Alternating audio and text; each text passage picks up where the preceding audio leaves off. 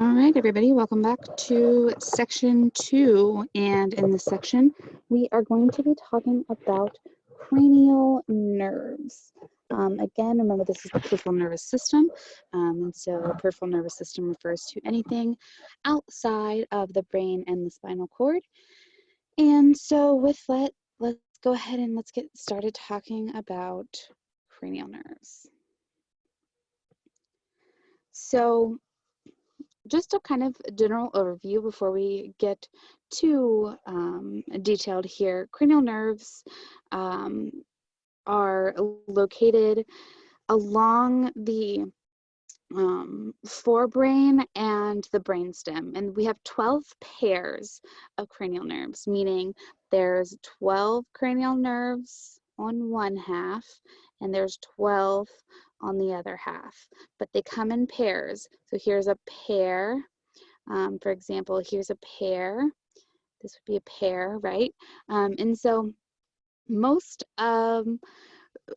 we know that most of the nerves in our body are mixed nerves, and that holds true also for the cranial nerves, but there are a few exceptions that I will mention whenever we get there.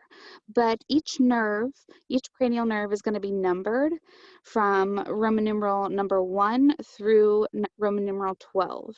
And finally, the nerves themselves, they're named from rostral to caudal, right? So basically that means that they are named from sort of starting at the anterior side, moving posterior and inferiorly. So rostral would be sort of up here, and then we're going to hook, sort of hook down, and this is our spinal cord here at the very bottom of this brainstem. So it's going to be sort of this arc shaped. So they're named rostrally to caudally, numbers 1 through 12. And so to try and give you guys a sense of this, I'm just going to kind of point out some different nerves before we get to into this. So we have olfactory nerve. Oops. Do it a little bit better with the drawing there. So here's olfactory. There's one on each side. So there's 2 olfactory nerves, one on each side. And then we have the optic nerves. Next is oculomotor. And then we have trochlear, trigeminal. Next is the abducens. All right, so these are abducens. And then we have next facial.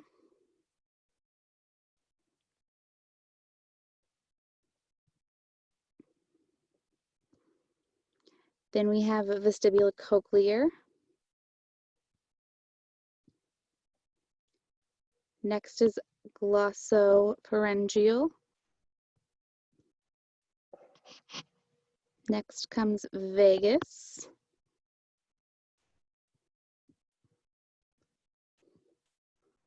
Next is spinal accessory.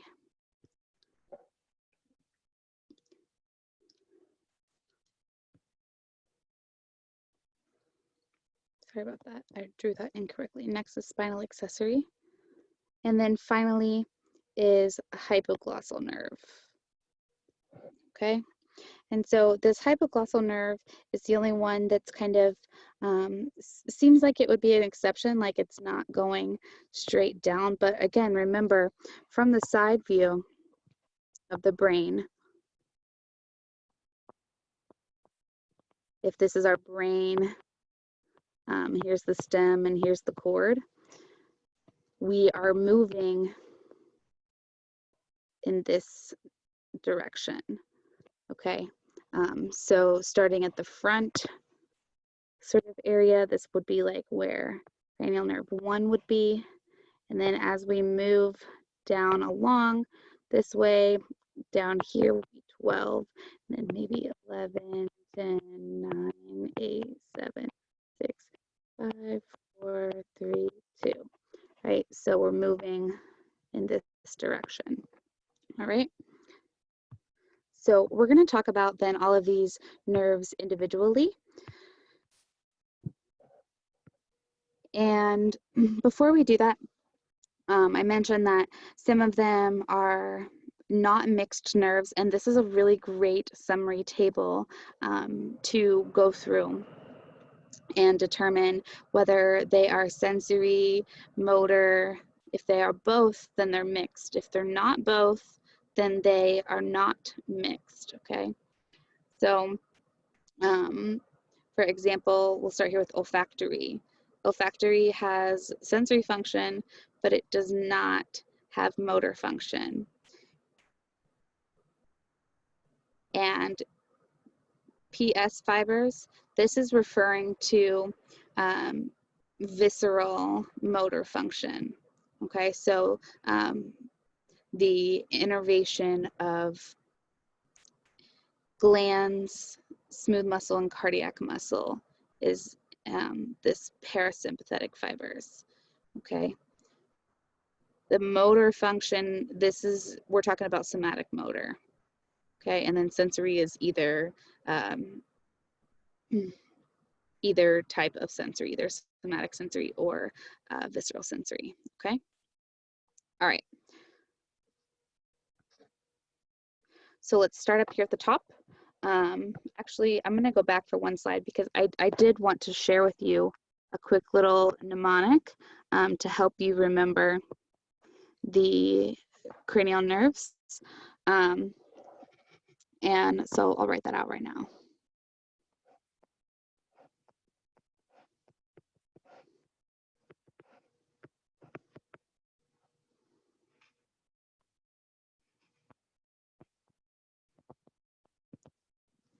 Okay, so what I've done, and you'll see here,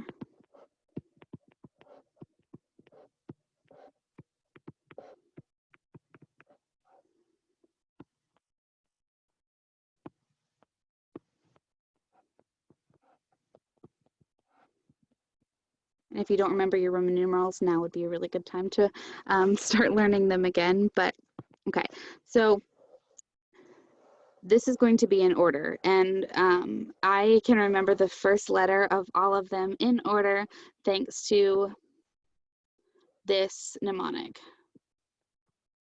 O once, one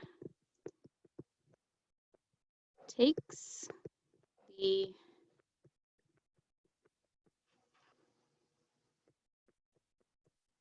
okay, hold on, pause, sorry, I can't spell.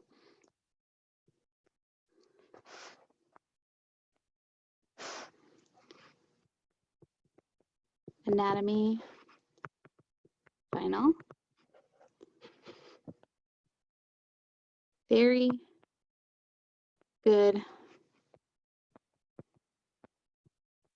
vacations are happening. Okay. So each of the first letters in this mnemonic corresponds to the cranial nerve that's associated with it. And so O goes with olfactory, optic, oculomotor, trochlear, trigeminal, abducens, facial, vestibular cochlear, glossopharyngeal, vagus, accessory, hypoglossal. O once one takes the anatomy final, very good vacations are happening. All right, so this is just a quick little mnemonic to help you guys remember them in order, and that's going to be useful for you as you're memorizing these cranial nerves and keeping them straight. Okay, so let's move on and let's talk about each of the cranial nerves. So right here, we're going to start with the olfactory nerve. And the olfactory nerve we see is located up in terms of its location on the brain. It would be here.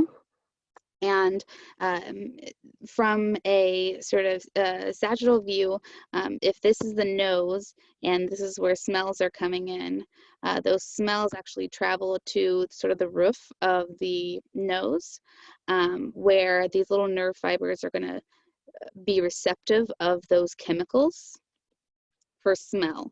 And then the chemicals, because odors are actually chemicals that are floating in the air, the chemicals stimulate the nerves here. And then that sort of stimulation is going to result in a action potential that travels along the olfactory nerve. So the olfactory nerve, it arises from the olfactory sensory neurons in this epithelial mucosa. It's going to pass through the cribriform plate, which we see here. Right, so those nerve fibers are passing through this cribriform plate, and then they're going to synapse on the olfactory bulbs, which is what we see here. And then the fibers for the olfactory tract, they're actually going to run beneath the frontal lobe. So if we look at the brain here, this would be the frontal lobe. So those fibers, they're going to run beneath the frontal lobe and enter the cerebral hemispheres. And the pathway is going to terminate then here in our primary olfactory cortex. Okay. So on each of these cranial nerves, I'm going to give you a clinical connection to sort of help you understand the purpose of all of these cranial nerves and what could happen if there's some sort of damage. So if, for example, the ethmoid bone, which is the nose bone back in this location, so if there is a fracture on the ethmoid bone, or if there are lesions of the olfactory fibers, this can result in a partial or a total loss of smell. And this condition is called anosmia. Okay, so anosmia is the technical, the medical term for the loss of the sense of smell, being unable to smell. And for example, fracture of the ethmoid bone, how would this happen? Say you're a boxer, okay, and you're boxing and someone punches you in the nose. This can result in breaking your nose, and breaking your nose is usually referring to breaking your ethmoid bone. Okay.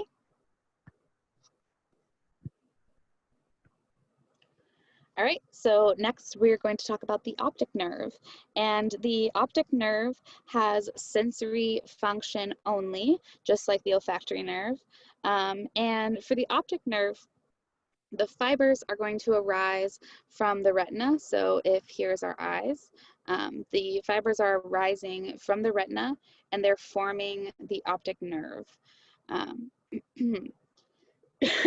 Excuse me, and remember, each side of the brain has an optic nerve, right? So this whole section here is optic nerve on the right eye, and this whole section here is optic nerve on the left eye. Okay, and this is an inferior view, so basically you're like underneath of the brain looking up. All right, so optic nerve on the right eye, optic nerve on the left eye. And the two optic nerves are actually going to come together and they're going to form this thing called the optic chiasm.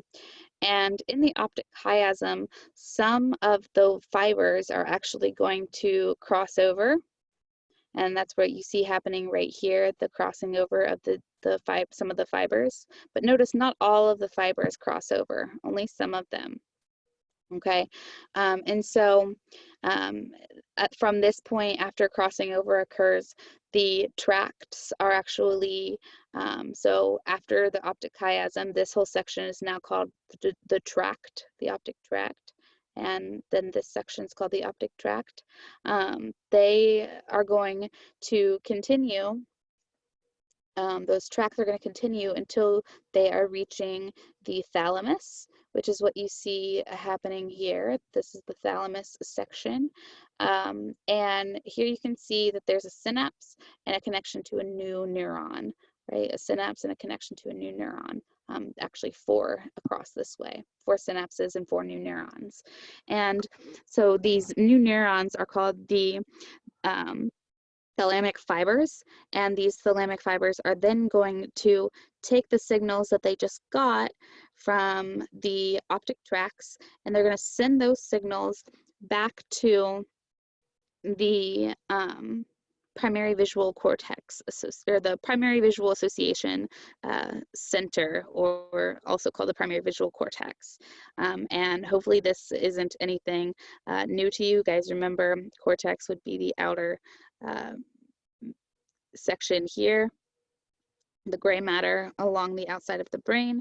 And so this is the region for the primary visual cortex in the occipital lobe. And hopefully you remember this from last week's lecture on the central nervous system. But if you don't remember, primary visual cortex was located back here in the occipital lobe, and then the area directly surrounding it is our visual association area.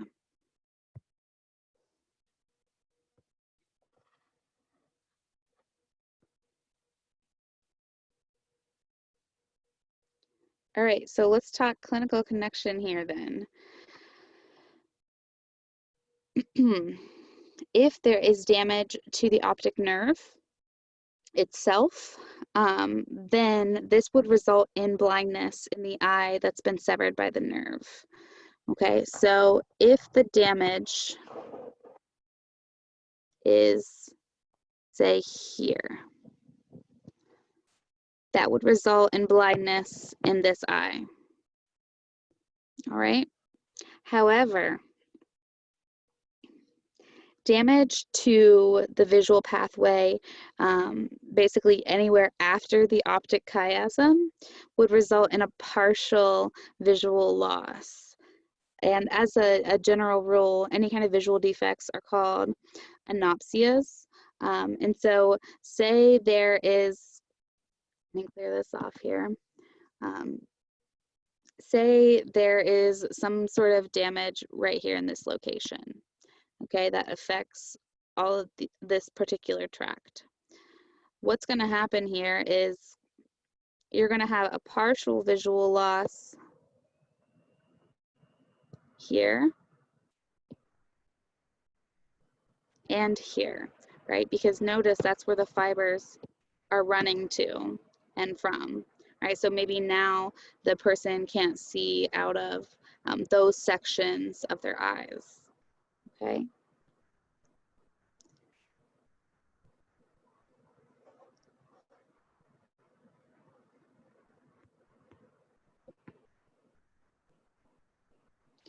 All right, so the next cranial nerve is the oculomotor nerve. So oculomotor nerve is nerve number 3, which we see right here and right here.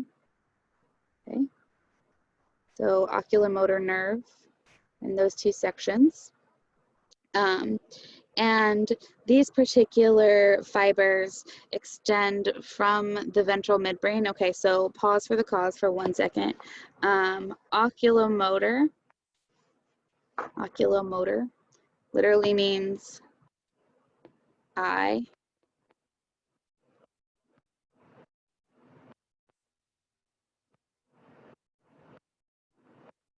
Right, so eye movement. All right, so this one only has motor function, which means if it's a motor nerve, then if you think about the way that motor nerves work, they take information from CNS and deliver it to PNS. Therefore, the nerve would start out in the central nervous system and leave and enter the peripheral nervous system. So this is what I mean by when I say like the fibers, they extend from the ventral midbrain, right? So this is the part that I'm saying the fibers are starting out in the central nervous system, and then they are leaving and they're going to the peripheral nervous system. All right, so they're starting out here in the ventral midbrain, right? So if here's the midbrain, there's the pons, the medulla oblongata. Here we're seeing the ventral or anterior midbrain going to pass through the superior orbital fissure in the bone, and then eventually go and synapse onto muscle fibers that are surrounding the eyes. And the function of this particular nerve is that it innervates 4 out of the 6 extrinsic eye muscles, right? So all these muscles that you see here in red are extrinsic, meaning they're outside of the eye, but they act on the eye. And so this particular nerve is going to innervate 4 of them. It's going to allow 4 of them to perform their actions. And so those 4 include the inferior oblique muscle, the superior rectus muscle, inferior rectus muscle, and the medial or middle rectus muscle. Okay, and so just so we are aware what these muscles do, superior rectus muscle allows us to look up, inferior rectus muscle is look down, middle or medial rectus muscle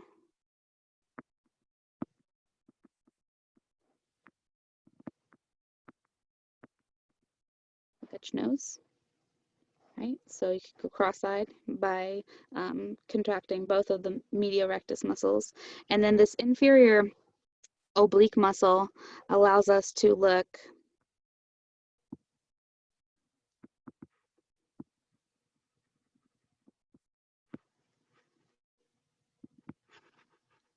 up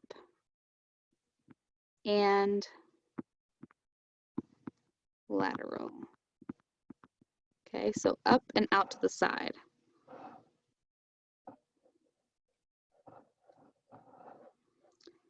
In addition, the other function of the oculomotor nerve is to raise the eyelid and just direct the eyeball movements.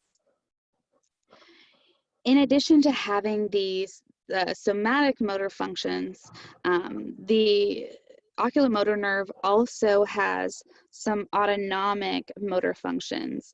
And so those functions are, it actually innervates the iris, which is the colored part of your eye, and it will constrict the iris to make your pupils smaller. So for example, if it's really sunny outside, your pupils get smaller to decrease the amount of light that's passing through your eyes. And then additionally, the oculomotor nerve autonomic function is that it also controls the shape of the lens. And the lens is the part of the eye that bends so that you can focus on objects.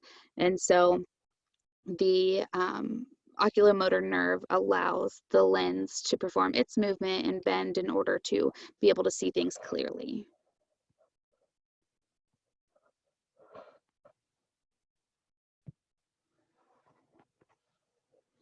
All right, so let's talk about some clinical connections that are associated with the oculomotor nerves. The first one we're gonna talk about is what's called exotropia or external strabismus. Basically, in this particular condition, the eye is unable to move upwards, downwards, or inwards. Okay, and so what's kind of interesting about this is that if you think about what these eye muscles, those extrinsic eye muscles are doing, allowing us to look up, down, inwards, outwards. So we know we have a medial rectus muscle here. We have a superior rectus muscle, inferior rectus muscle, and then this one actually is the one that we didn't talk about. This is the lateral rectus muscle. So just to kind of put this into context, if the oculomotor nerve is damaged and we can't look up and we can't look in and we can't look down, the eye actually, this muscle out here is going to influence how the eye sits at rest. And so in this case, and what you can see from this particular picture, at rest, the eye is actually rotated laterally. So it looks like she's looking to the side if you just are looking at this eye, but then this eye is looking straight forward. Okay, and so this is called exotropia. Right, and this is just one of the types of conditions that can be caused by paralysis of the oculomotor nerve. The other condition is called ptosis, which is also called droopy eyelid. And ptosis can cause things like double vision and also trouble focusing on close objects.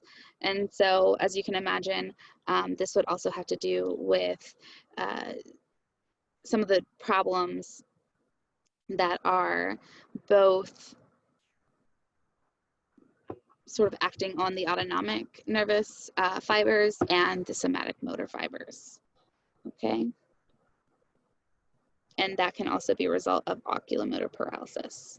Right, so it all just depends on which fibers are severed. All right, so moving on to the next cranial nerve is cranial nerve number 4. This is the trochlear nerve. And this one is actually a motor-only nerve as well. So this one's motor only. I can do better than that, sorry.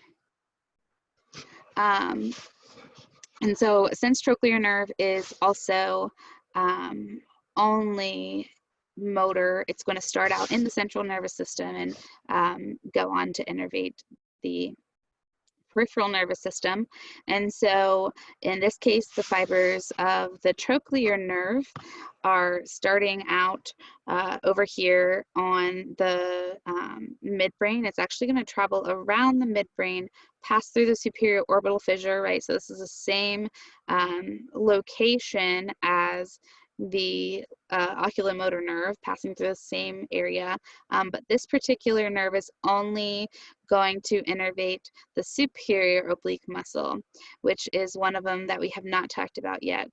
But the superior oblique muscle is responsible for allowing us to look down and out to the side. Okay, so laterally and downwards.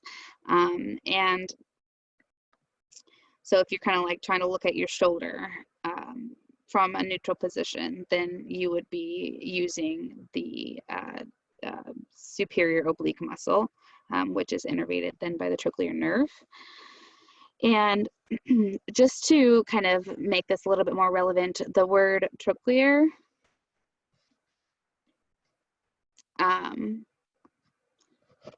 trochlear actually means pulley. And so if you look at the superior oblique muscle, you can see that it's passing through this little loop area. And it looks like a pulley, okay? And so that is kind of why this one's called trochlear nerve. So moving on then to talk about the clinical connection here. Damage to the trochlear nerve would result in double vision. And there's many different ways that double vision can look like, but here I just put some of them. But in addition to double vision, damage to the trochlear nerve would impair a person's ability to look down and out to the side. Okay, so that term is inferolateral, so inferiorly and laterally. So if the trochlear nerve is damaged, then you cannot look down and out to the side at the same time. Okay. All right, next is trigeminal nerve, and trigeminal nerve on the brain. It actually is part of the brainstem itself, and it is this big, huge, giant one here. It looks like it's two different nerves. It's not. It's actually one, but it does have three branches, and that's where the tri and trigeminal comes from. And as you can see, if you look at all the other nerves, this one's actually the biggest cranial nerve. Right, so this is the largest cranial nerve, and it has three branches. So it has an ophthalmic branch, and I'm going to just write a couple things on here. So if you go to, I don't know, your eye doctor, ophthalmology is the branch of medicine that's dealing with eyes, and so the ophthalmic division is the one, it would be moving towards the eye. The maxillary branch then would go to our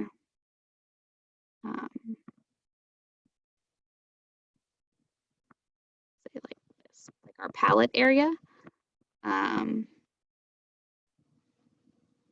or our upper teeth.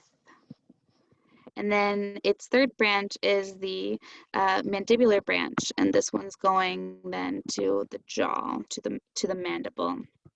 And the trigeminal nerve is a mixed nerve, and let's talk about that. So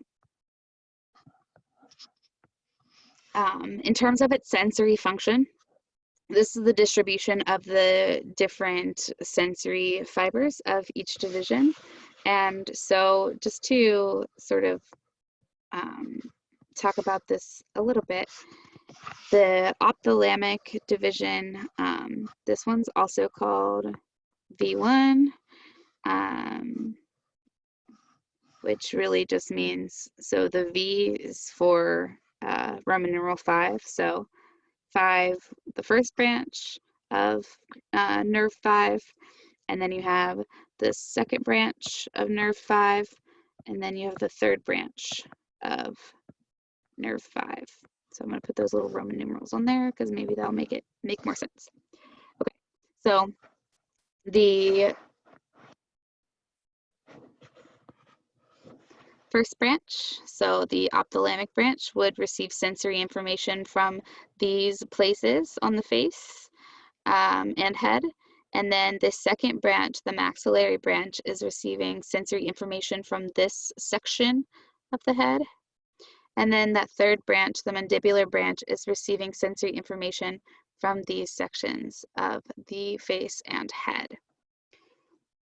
So again, the sensory stuff, these are afferent fibers from the face, and they are sensing, for the trigeminal nerve, they're sensing touch, temperature, and pain stimuli from these particular regions on the face. In addition, so because this is a mixed nerve, we also have motor function. And so the motor function excuse me, is actually coming from this mandibular branch and going on to innervate chewing muscles. Okay, so the mandibular division, the mandibular branch, also has motor function, which will go on and innervate some different muscles that we use whenever we're chewing food.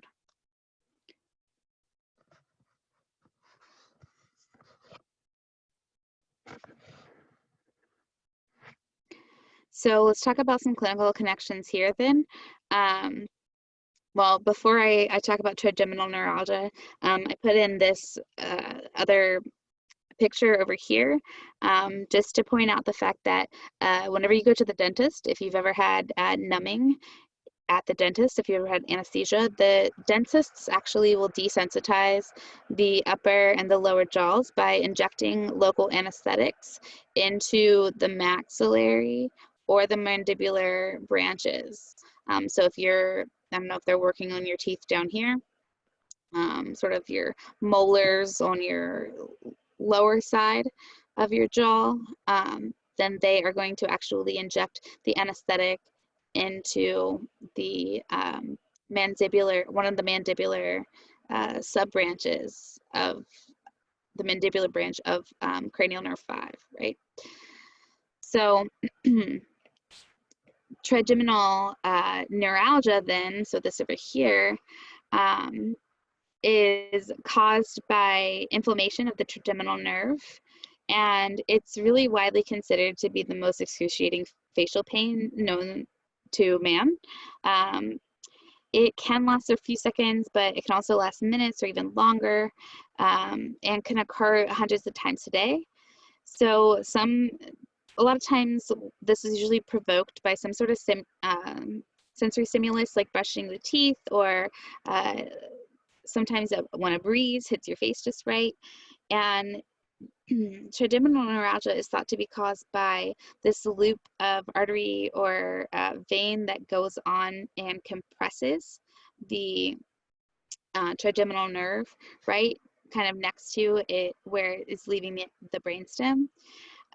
But there are several drugs that can be used to treat this condition. Oops, sorry about that.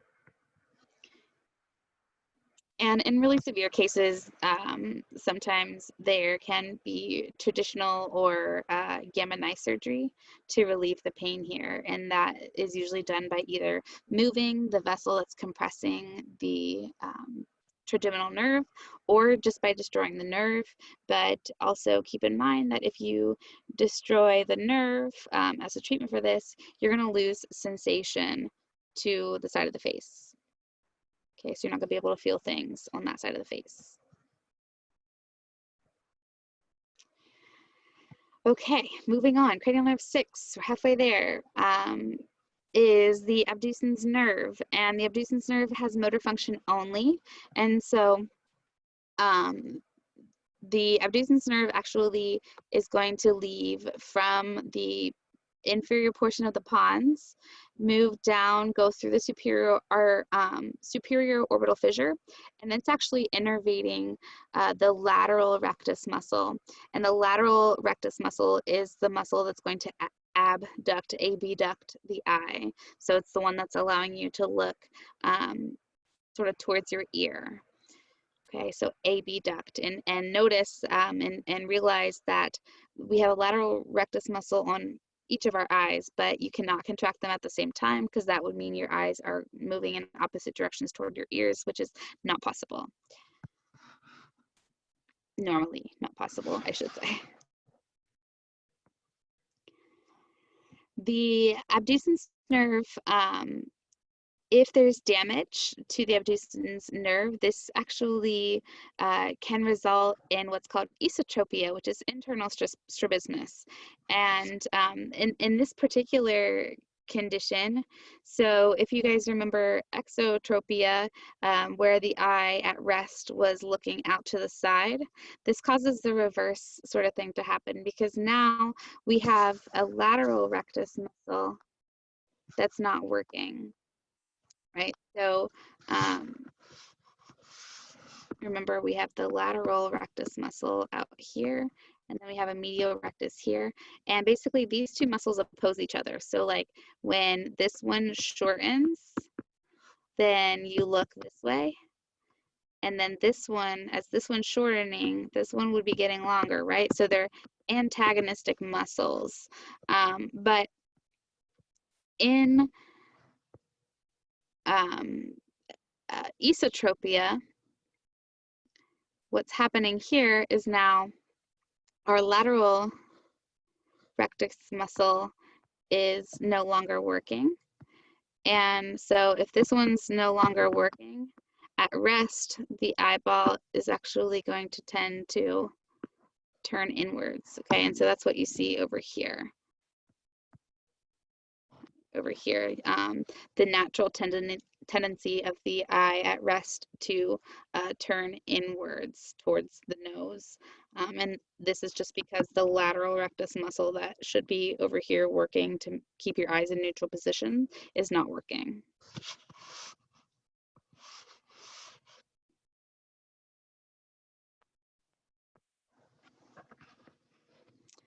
Okay, next is cranial nerve 7, and this one is the facial nerve. And facial nerve is going to, oh, I'm so sorry, let me go back one. Facial nerve is going to emerge from the pons, just lateral to the abducens nerves. So we can see, here's the abducens nerve. And then there's two little tiny branches sitting right on top of each other. And these are both part of the facial nerve. And from the pons, the facial nerve is going to enter the temporal bone through the internal acoustic meatus.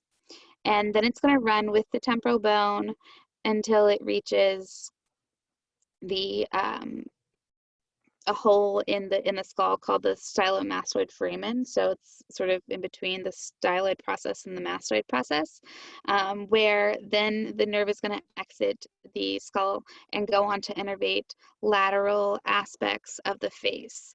And facial nerve actually has 5 major branches. So it's coming out. So we'll say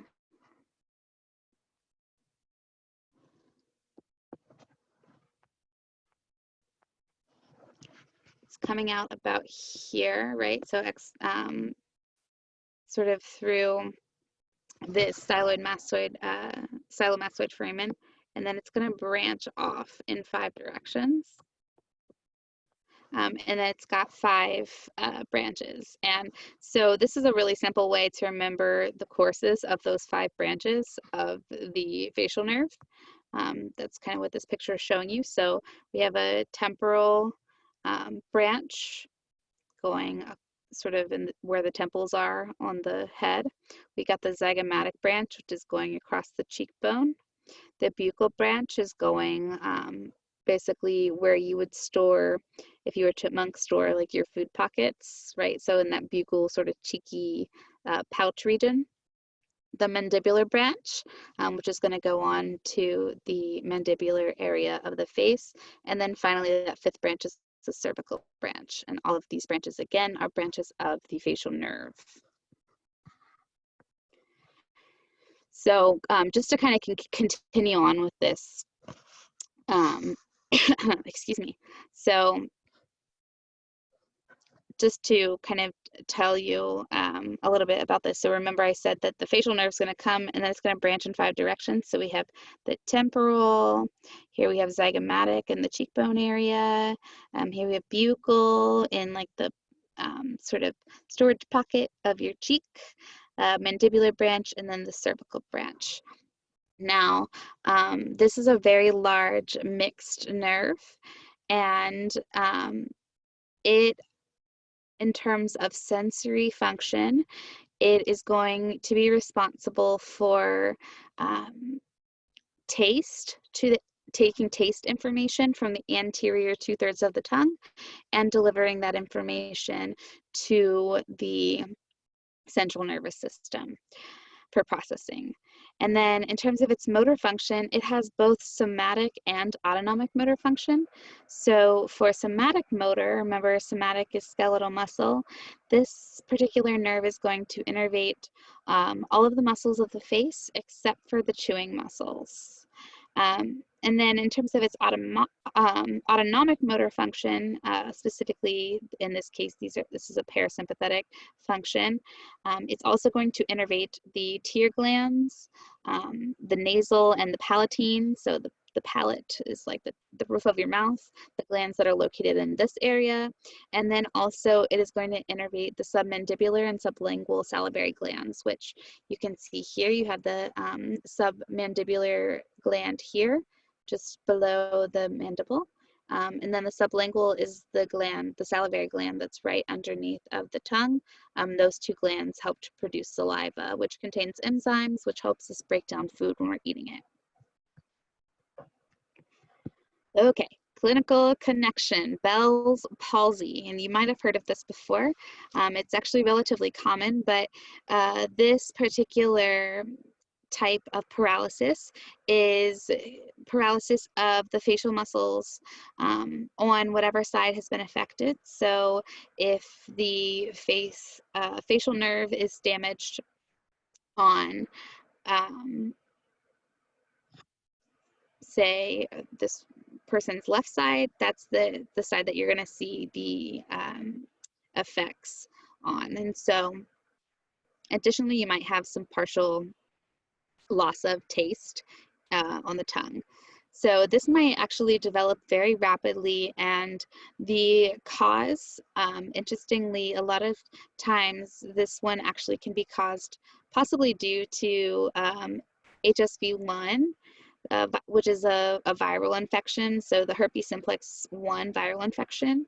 But some of the symptoms of this you see would be lower eyelid droops. Sometimes the corner of the mouth will sag, which would make it difficult for a person to speak normally. Continual tear production from the eye, and the eye can't be totally closed all the way. Sometimes though, however, dry eye syndrome might occur, so completely the opposite. But the treatment for this is corticosteroids. And the recovery success rate is actually really high. It's about, you get total complete recovery in about 70% of the cases of Bell's palsy.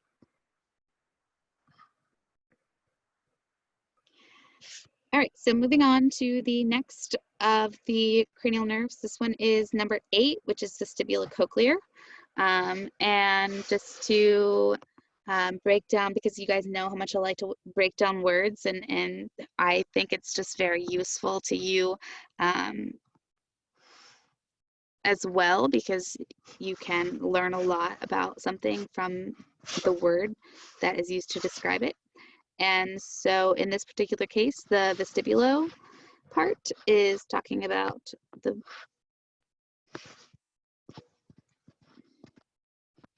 vestibule, and the cochlear part is talking about the, and these are both structures in the ear. So just to kind of highlight that, this snail-looking portion is the cochlea, and then this section here, particularly this section in the middle, is the vestibule. And so the cochlea is responsible for hearing, and the vestibule and semicircular canals together are responsible for your balance and equilibrium of the inner ear. So the vestibular cochlear nerve was actually formerly called an auditory nerve. It is a mostly sensory nerve. So it's going to originate from the hearing and the equilibrium center in this inner ear on the temporal bone, right? So these two fibers here, you can see these two fibers are going to be the origin of the vestibulocochlear nerve. You're going to have afferent fibers from hearing receptors that's going to form the cochlear division, right? So all the fibers coming off of this little snail-looking structure is going to be the cochlear division. And then you're also going to have some fibers coming off of the vestibule and semicircular canals. And this is going to be the vestibular division. These two divisions are actually going to come together, and when they come together, we now have what is called the vestibulocochlear nerve. The nerve is then going to pass through this internal acoustic meatus, which is basically the inner ear hole, and it's going to travel along the way until it reaches the pons medulla border of the brainstem. Okay, and here it's going to synapse on interneurons, which are then going to take that signal up through the midbrain and send those signals to the primary auditory cortex in the temporal lobes, okay? So the functions here of the vestibulocochlear nerve would be,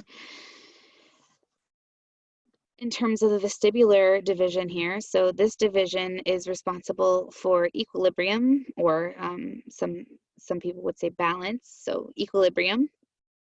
And then the cochlear division is specifically responsible for hearing and interpretation of sounds. And so what we can see here from this cochlear division, if you follow the nerve fibers of the cochlear division up, it's going to actually, so this would be cochlear and this one would be cochlear. Once it synapses in the primary auditory cortex, another signal is going to be sent to the auditory association area, which is going to allow you to actually interpret those sounds that you just heard.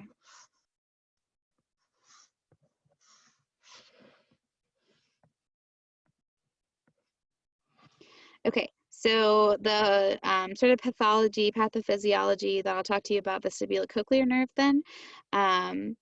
If there are lesions, or if there are problems with cochlear receptors, this can result in central or nerve deafness. And if there is damage then to the vestibular division, this would produce dizziness, rapid involuntary eye movements, loss of balance, nausea, and vomiting. All right, so if the damage is to the cochlear portion, then we're going to have deafness. It's called central or nerve deafness.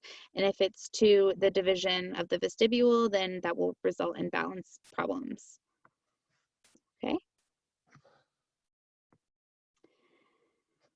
All right, next, cranial nerve 9, glossopharyngeal. And because I just love breaking down words, I just can't help myself. I'm going to do it again, but I think it is helpful to you. So we have the word, the glosso part of glossopharyngeal. This means tongue. And then the pharyngeal part means pharynx, which the pharynx is part of the throat here.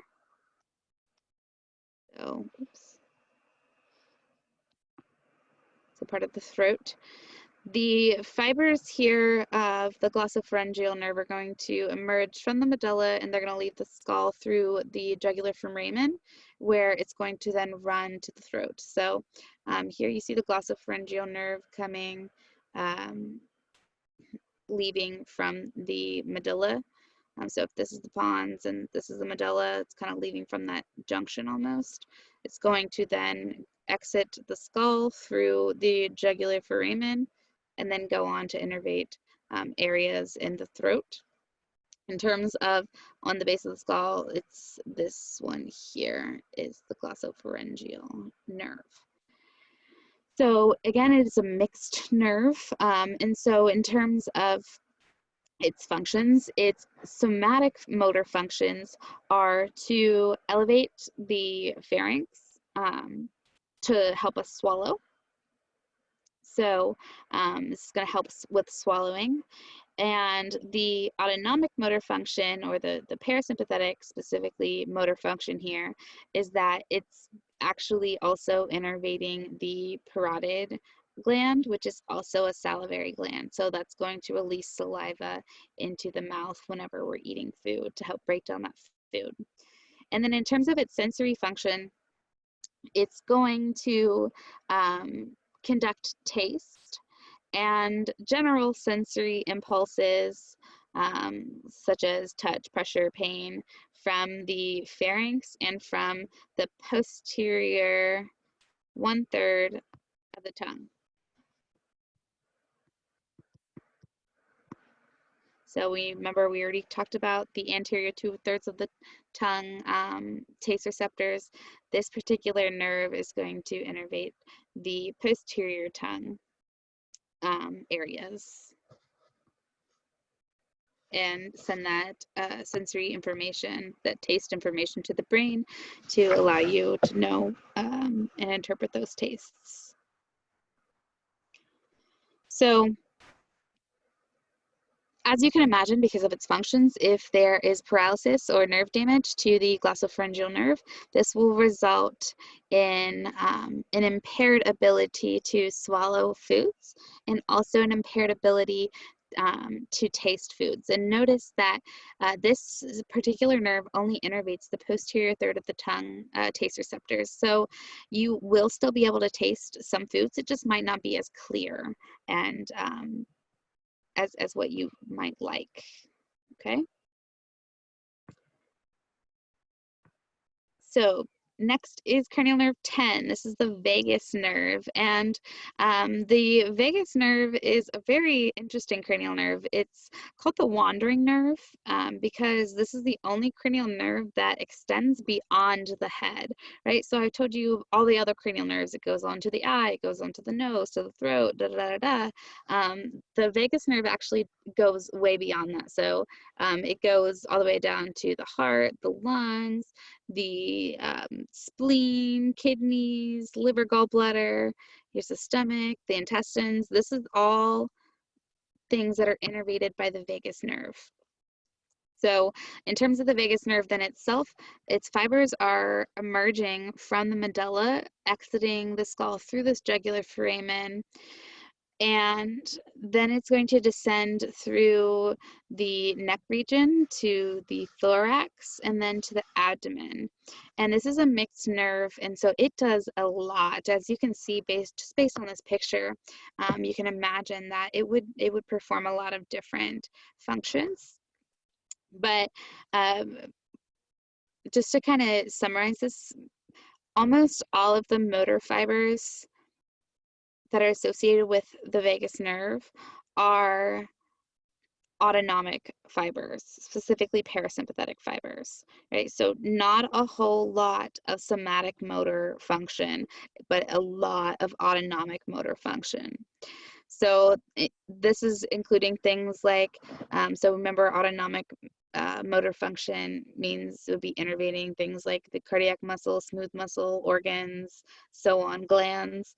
So you can see we're innervating the heart. So this particular nerve helps to maintain heart rate, also respiratory rate. And then also it's got a lot of functions down here in the digestive system, such as stimulating the release of certain hormones to go on for digestion and so on. So here is a summary of what the vagus nerve does for all the different systems. So it decreases heart rate, regulates insulin secretion in the gut. It increases the gastric juices that are breaking down foods in the brain. It helps to keep anxiety and depression at bay. So it's kind of helping our rest and digest mode. Blood vessels, it decreases the tone, so it would cause vasodilation, making our blood vessels bigger, which then lowers blood pressure. But in terms of the vagus nerve sort of homeostatic imbalance or clinical connection here, if the vagus nerve is paralyzed, because it innervates structures on the throat, specifically the voice box, this can lead to a loss of voice. Specifically, it wouldn't necessarily be a problem in the brain. This would be a problem in the actual voice box itself, that the nerves that are supposed to move your vocal cords would be impaired, and so you have the ability to think about what you want to say, just the actual sound is not coming out of your mouth. So in terms of damage, that would be one potential thing. Additionally, if we didn't have the vagus nerve, we would constantly be in a state of fight or flight mode, which would consume an extraordinary amount of energy that we would not be able to keep up with. Okay, cranial nerve 11 is the spinal accessory nerve, or sometimes just called the accessory nerve. These are the ones that are coming here. And the accessory nerve is um, a very unique cranial nerve. It's actually formed from rootlets, which you can see all these little rootlets that are emerging from the spinal cord itself and not actually the brainstem. So some of the roots, though, some of the cranial rootlets are actually part of the vagus nerve, which seems confusing, but um, what's kind of interesting about this is that there's actually like a big debate about whether or not the accessory nerve should be considered a cranial nerve um, or not, because of the fact that some of these rootlets are coming from the vagus nerve. And as you can see, these rootlets, they actually travel superiorly and they enter the skull through the foramen magnum, but then they exit the skull again and they go, so they exit through the jugular foramen and go on to innervate structures on the uh, posterior neck. So specifically, it innervates the sternocleidomastoid muscle and the trapezius muscle, which we know help to move our head and our neck. But interesting fact about this particular cranial nerve, there's just a big debate among anatomists about whether or not it should be considered a cranial nerve, and that makes it kind of fun to consider because, so as you can see here, some anatomists say, no, it shouldn't be a cranial nerve because the fibers, they're not actually arising from the brain, right? They're arising from the spinal cord. But then other people, other anatomists say that it should be considered a cranial nerve because the origin of the accessory nerve is not like the origin of our typical spinal nerves that come out of the spinal cord. So just to talk about a clinical connection here, a homeostatic imbalance, then injury to one accessory nerve, so say we injured this one, would result in the head to turn towards the injured side. And also like shrugging of that shoulder would become difficult. But injuring both of them, you would be unable to shrug your shoulders or sort of shake your head no.